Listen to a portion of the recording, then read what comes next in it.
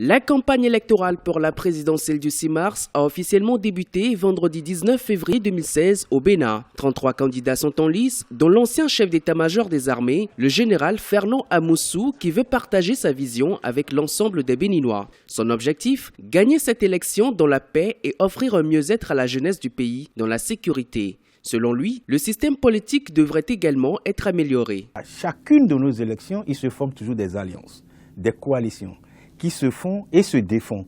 Voilà.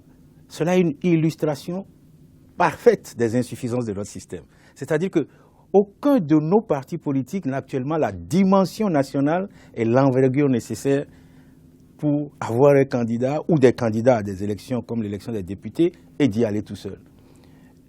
Et donc cela montre qu'il est extrêmement impérieux de faire des réformes politiques pour nous amener progressivement à avoir des partis forts et influents. Membre de la coalition des acteurs politiques prônant la rupture en termes de gouvernance, le candidat Fernand Amoussou compte mettre l'accent sur la sécurité du pays. Le porte-étendard du parti dénommé Alliance des Forces de l'Avenir, l'AFA, s'engage aussi à préserver la liberté individuelle et collective. La préservation des valeurs que sont entre autres le respect du bien public, l'autodiscipline doivent être au cœur des préoccupations, tout comme les questions sociales et économiques. Je pense aujourd'hui, ce dont les Béninois ont le plus besoin, c'est que le pays soit mis en ordre. Mes compatriotes savent que je tiens toujours un langage de vérité. Je suis très attaché aux principes démocratiques, au respect des libertés. J'y suis profondément attaché.